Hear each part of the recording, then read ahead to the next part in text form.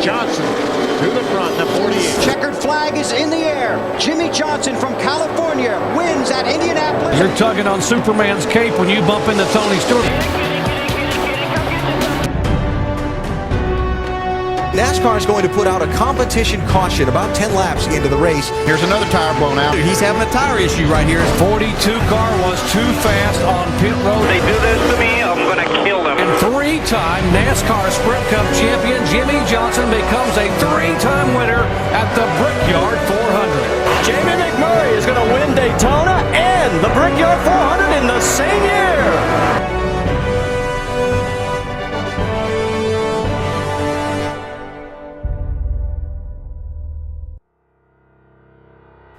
Hello one and all, I'm Matthew Owens, and welcome to episode 3 of 30 Years of Thrills and History, the history of the Brickyard 400.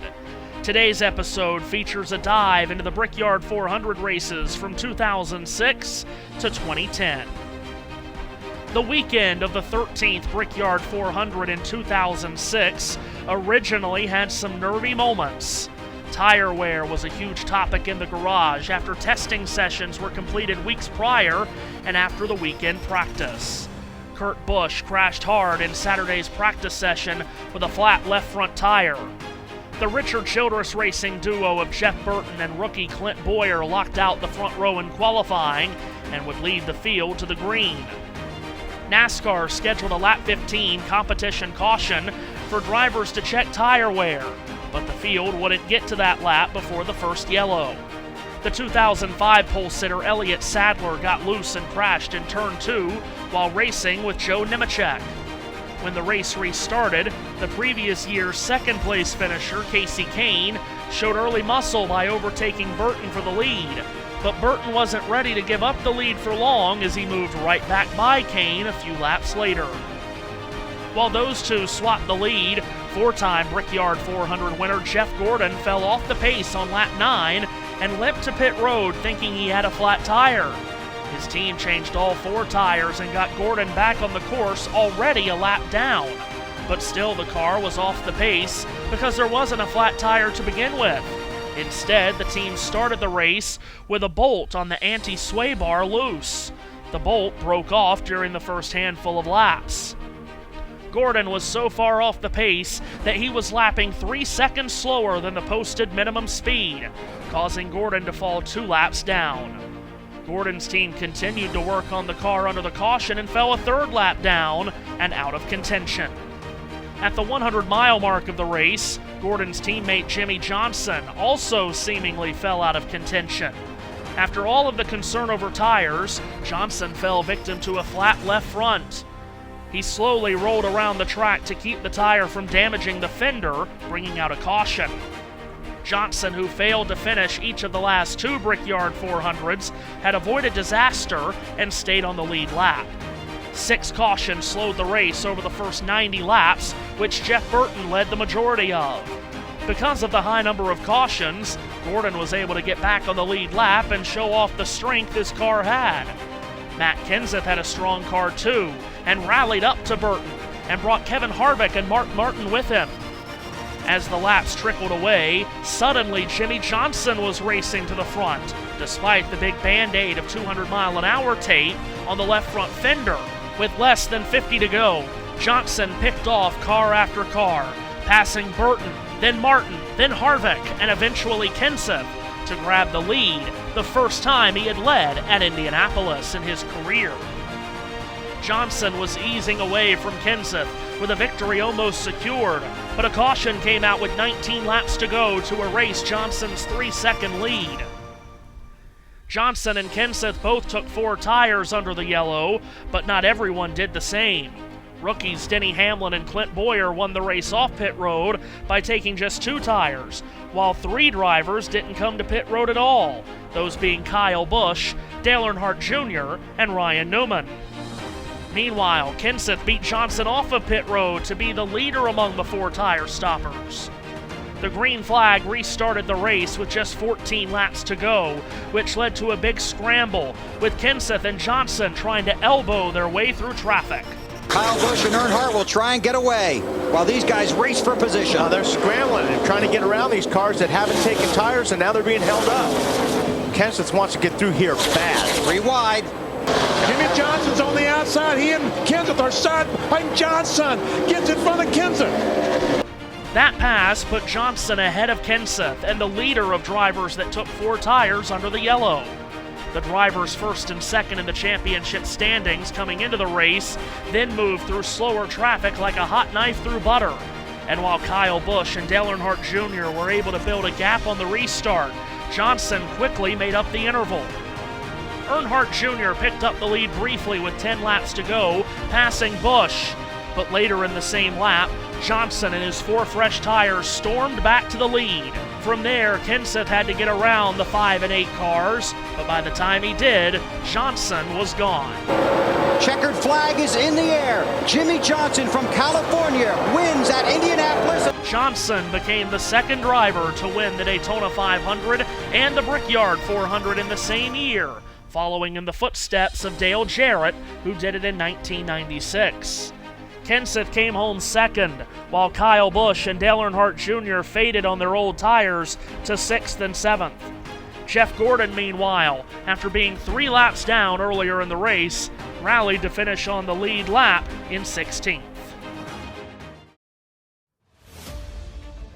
In its near decade-and-a-half history, the Brickyard 400 provided some surprise pole winners like Rick Mast, Ernie Irvan, Jimmy Spencer, and Casey Mears.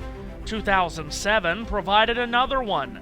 In fact, it came in the Chip Ganassi-owned 41 car that Mears won the pole with in 2004. This time it was with driver Reed Sorensen from Georgia.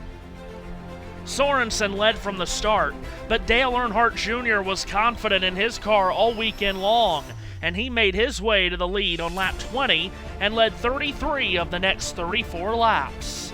On lap 47, a multi-car crash was triggered in the South Short Chute, damaging the cars of Jamie McMurray, Carl Edwards, J.J. Yaley, Scott Riggs, and former winners Ricky Rudd and Jimmy Johnson. Johnson suffered damage to the left front of his Chevrolet, but continued in the race in hopes of winning a second straight Brickyard 400 with body damage. On the next restart, Tony Stewart blew past Earnhardt Jr. to grab the lead, but there was quickly another yellow for another multi-car incident. Casey Mears, Elliott Sadler, Kyle Petty, and Johnny Sauter all collided in turn 3. When the race restarted, Johnson was running with the leaders but a lap down. The team tried to repair the damage to the left front fender of the car, but on the second lap off the restart, Johnson's car went up in smoke and flames. As long as it doesn't blow this tire out, it'll be okay until they can get in there and work on it a little bit more. We don't see any smoke right now. So well, we do it now, and now we see some smoke. So he may have to get this looked at. Side by side, and we see some parts and pieces coming off there, and obviously... Guys, we just cut a tire and hit the wall pretty hard. And you just say that as long as it doesn't blow this tire out, he may have a shot, but no, he just cut right into it and just slammed across the wall, and the points... Okay, Jimmy? Yeah, this is a hard lick for Jimmy. The Johnson accident was the 6th crash of the first 70 laps of the race, and 2 more debris cautions brought the number of yellows to 8 by the 100-lap mark. At that point, Greg Biffle led, but Kevin Harvick and Tony Stewart quickly got through to the lead. Harvick led briefly before Stewart got back to the top spot and was starting to pull away to a second Brickyard triumph. With 25 laps to go, however, Earnhardt Jr.'s engine detonated, bringing out the 9th and final caution of the day. The field went back to green with 20 laps to go, with Stewart leading. And just as Stewart had done on the late restart 2 years prior, Harvick did this time. He laid back to get a run in the middle of turns 1 and 2 and slingshotted his way past Stewart for the lead, while NASCAR rookie and former Indy 500 winner Juan Pablo Montoya closed in.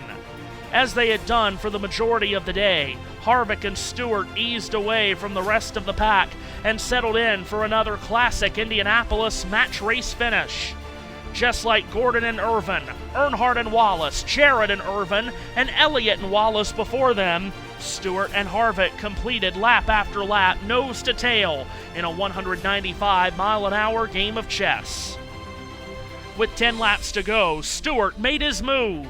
Kevin Harvick trying to use poise and composure and the rear bumper of a Chevy Monte Carlo to bring a victory back to Richard Childress. He opens the door. Here comes Stewart. Inside. This is the best shot Tony's had right here. And he does. He gets to Kevin Harvick clear. Okay, he does a swap over underneath. He's got the clean air. Oh, they bang. I got to tell you, I don't think I'd have done that to Tony Stewart now. When you body slap this guy, you make him mad. He's like a rattlesnake, man. He's not going to like that at all. Yeah, you're tugging on Superman's cape when you bump into Tony Stewart, but Kevin Harvick doesn't take much either. These guys are friends off the track, or at least for right now, they are mortal enemies on this racetrack. 10 laps to go in the Allstate 400. It could be color me gone right now for Tony Stewart.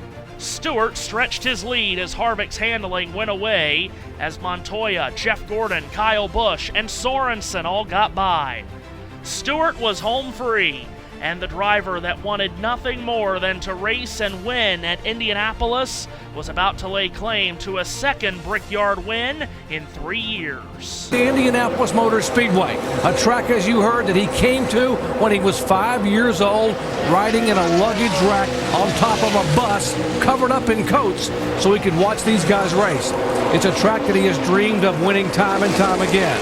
He won here in 2005. Tony Stewart will come down here in 2007 and take the win in the Allstate 400. Tony Stewart wins it. It was another Brickyard 400 victory and another climbing of the fence for Stewart. A two-time series champion was now a two-time winner of the Brickyard 400.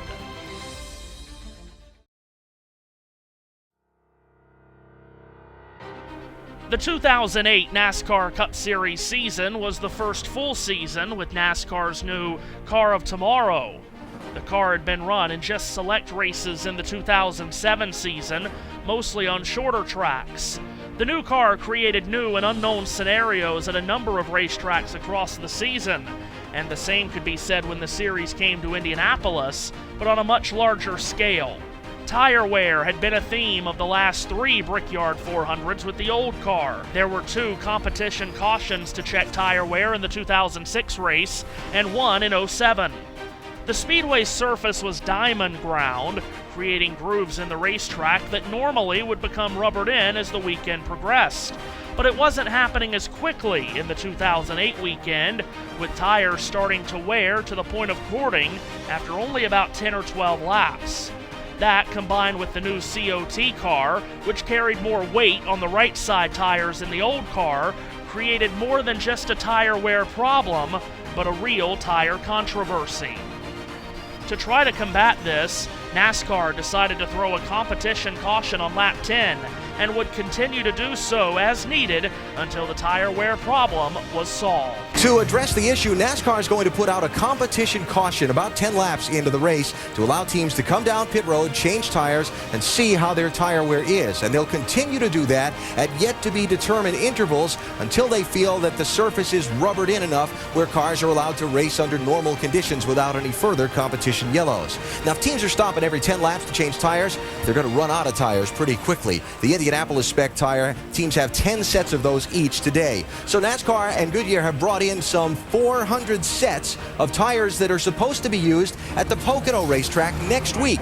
Those have been mounted up. The teams at noon Eastern today were allowed to begin working with them to set their tire pressures, screw up their lug nuts, that kind of thing. And if they run out of Indy spec tires during the race today, those Pocono spec tires may be brought into competition. Ray, why the heavy tire wear here this weekend? Well, heavy is the key word. The COT car just has more weight on the right side tire in the corner than the old car. The atmosphere was best described as nervous when the race started, with Jimmy Johnson and Mark Martin on the front row.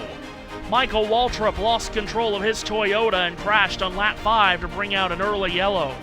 A few drivers, including Dale Earnhardt Jr., came to pit road under the yellow rather than waiting for the competition caution. Because of the early incident, NASCAR moved the competition caution back to lap 14.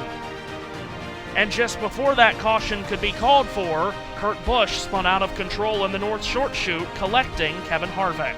Oh, trouble. Kevin Harvick has hit it hard. Yeah, that looks like it could have been a problem with the tire.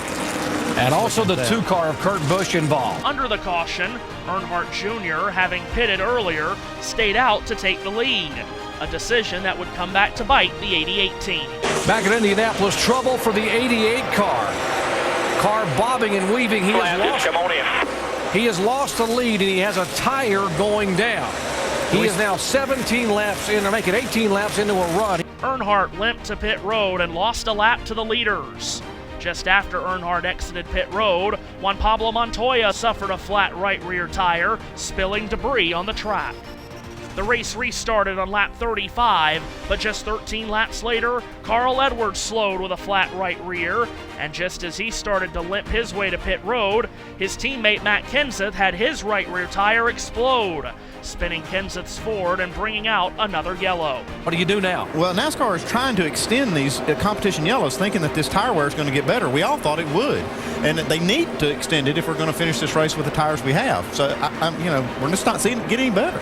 We're trying to get rubber on the track, but we're getting the wrong kind of rubber down. We're trying to get rubber in these grooves, and it's not working. All we're getting is the rubber from the blown tires out here. So we're going to have to, right now, they're going to have to look at only 8-lap segments until something changes to show us that they can go further. The tone was set, with tires only lasting around 10 laps, creating a long and stressful day for drivers, teams, and fans.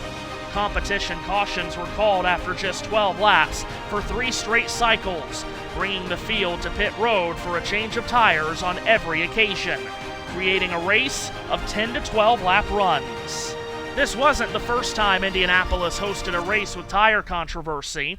The 2005 Formula One United States Grand Prix at the Brickyard became infamous for having only 6 cars run the race because of Michelin tire failures, forcing all Michelin teams to withdraw from the race before it started. With the race being run mostly in short bursts, Jimmy Johnson held the lead for the majority of the day, but he lost it on a set of pit stops with less than 40 laps to go on another competition caution.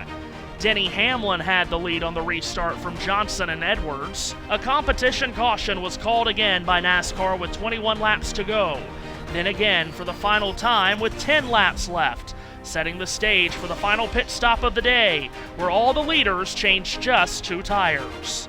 Johnson's team came up big in the biggest moment of the day to win the race off of pit road, while Hamlin lost 2 spots. The green flag waved for the final time with just 7 laps to go, and a shootout between Johnson and Edwards for the Brickyard 400 win commenced. Another perfect corner. Jimmy Johnson did a great job there. His crew, congratulations.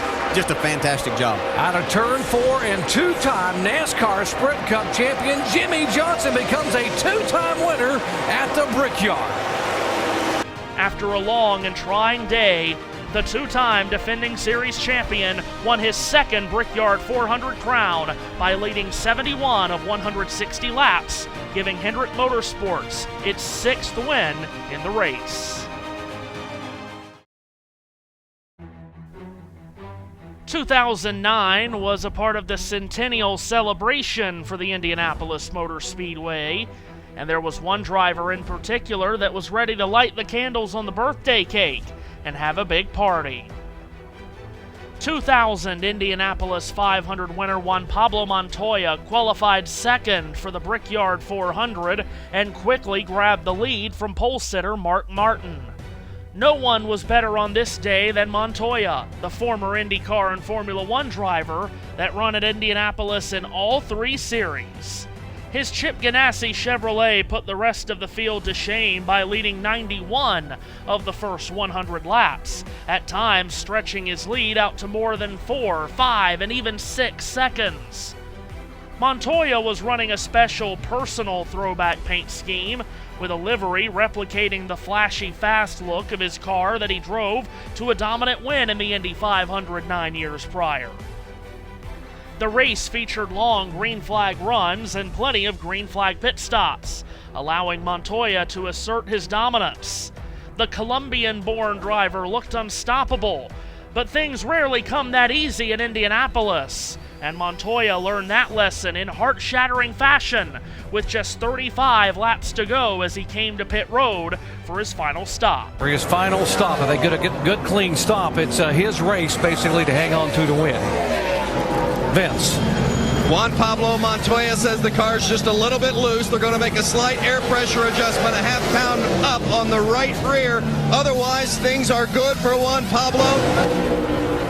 42 car was too fast on pit road in 2 different segments. The dominant car of the day was now out of contention, and Montoya was disgusted. I never badmouth NASCAR, but if they do this to me, I'm going to kill them. Mark Martin had run second to Montoya for most of the day and was now in front and led on a late restart with 24 laps to go. 2009 was the first year that NASCAR implemented double file restarts. That put Martin on the inside of the front row with his teammate and defending race winner Jimmy Johnson to his outside. And Johnson, who had not led the entire day, powered his way around the outside of Martin to steal the lead away. Martin kept the margin tight to Johnson as the 50-year-old tried desperately to make the pass for the biggest win of his career. The 2 Hendrick teammates started the final lap, nose to tail. 2 turns away from the checkered flag. Turn 3. Well, Martin just needs a couple of car lengths to try to loosen him up. Man, he drove it hard in there and out of that corner. That's why Jimmy Johnson's a champion right there, folks. Out of turn 4, headed for the checkered flag, and 3-time NASCAR Sprint Cup champion Jimmy Johnson becomes a 3-time winner at the Brickyard 400. Once again, Jimmy Johnson was heading to Indy's victory lane by becoming the first driver to win the race in back-to-back years and winning it for a 3rd time in the last 4. At the peak of his career, Johnson had already started to build a legendary resume by winning 3 straight series championships and then taking his legacy to an even further level with his 3 Brickyard crowns. For Martin, it was another top 5 Indianapolis finish without a win. And for Juan Pablo Montoya, it was a heartbreaking 11th place finish. Following his 3rd Brickyard 400 win in 2009, Jimmy Johnson went on to win his 4th straight NASCAR Cup Series championship and entered the 2010 Brickyard 400 as the favorite to win again and to tie his teammate Jeff Gordon with 4 Indy wins. Johnson qualified 2nd fastest, with Juan Pablo Montoya and Mark Martin once again at the front, qualifying 1st and 3rd respectively. The green flag flew to start the race, but the yellow flag slowed it down almost immediately, just 2 turns into the race. Saw Jeff Gordon get a little close to the wall in turn 2. Juan Pablo Montoya trouble already down in turn 2. Sam Hornish has turned around. The 18 of Kyle Busch is going around. Hornish still in the middle of the racetrack. Look out, that was close. When it restarted, Montoya once again had the dominant car with eyes on winning the race that got away from him in the previous year. He led 46 of the first 62 laps. Greg Biffle spent time at the front of the halfway portion, but Montoya again picked up the lead at lap 100, while his teammate Jamie McMurray had moved up to 2nd, with Biffle still very much in contention. A caution with 20 laps to go brought the leaders to pit road for their final stops. Pit road was where Montoya threw the race away in 2009 with a late speeding penalty under green. But on this day, Montoya didn't speed, and his team completed a clean 4-tire stop. The problem was, not everyone else took 4 tires. Montoya was 7th off the pit road as 6 cars jumped him by taking just 2 tires, led by McMurray, Tony Stewart, and Kevin Harvick. McMurray got a great restart and led from Harvick, but Montoya did not get going off the restart. The Earnhardt Ganassi Chevrolet got bottled up and couldn't get out of the pack. And with 15 laps to go in dirty air, Montoya lost the car and crashed into the turn 4 wall, collecting Dale Earnhardt Jr. Just at the time the yellow was deployed, Harvick muscled his way around McMurray to take the lead, setting up a restart with 11 laps to go with those 2 on the front row. Harvick and McMurray were 1st and 2nd on a late restart in the 2003 Brickyard 400 when McMurray got boxed in traffic and Harvick blew by him for the win. Now the 2 were fist-fighting on a late restart again. The green flag will fly, and we are back racing again at the Brickyard 400. Ooh, McMurray McMurray with a really good restart. Can he hang on that outside here? Well, we're going to find out because a lot of guys are going with him. Well, takes the lead off of turn 1. So give Jamie McMurray the lead. McMurray blasted to the lead and started to drive away. McMurray had changed rides following the 2009 season after being released from his Roush ride and joined the new Earnhardt Ganassi team, having won just 3 races in 7 full-time seasons. He then opened the 2010 season by winning the Daytona 500. Then 6 months later, he was winning yet another crown jewel event. In the North Chute, Chip Ganassi. He knows he's this close to making history. Yeah, he can start smiling now. You see it right there. You can see him come off the corner. Jamie McMurray is going to win Daytona and the Brickyard 400 in the same year. McMurray joined Dale Jarrett and Jimmy Johnson as the only drivers to win the Daytona 500 and Brickyard 400 in the same year by leading just 16 laps and outdueling Harvick to the finish. Next time on 30 Years of Thrills and History, the history of the Brickyard 400, Jimmy Johnson guns for Jeff Gordon's record, while Gordon guns for immortality, and a shocking first-time winner stuns the Brickyard. Until then, I'm Matthew Owens. Thanks for joining us. When Juan was leading and I was in second, I'm a big believer in fate, and I thought this is just the way it's meant to be. I thought I won the 500, Dario, the Indy 500, and then Juan's going to win this race. I really thought it was his day, but just shows you never give up and just drive your heart out every lap. We've been really good at these races, what they call the big events, but I'm just shocked that I won the Daytona 500 and the Brickyard 400 in the same day. It's been an unbelievable year.